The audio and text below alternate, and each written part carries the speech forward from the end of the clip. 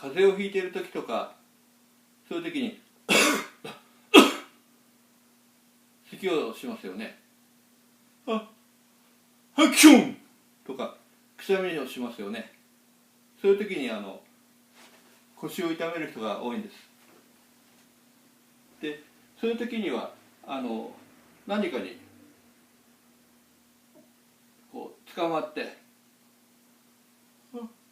ハクションってやった方が腰の響きはだいぶ緩和されます。こういうものがなければ壁でも何でもいいですから、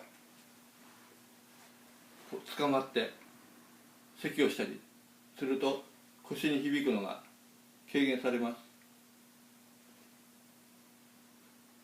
何でもいいから捕まるものがあって、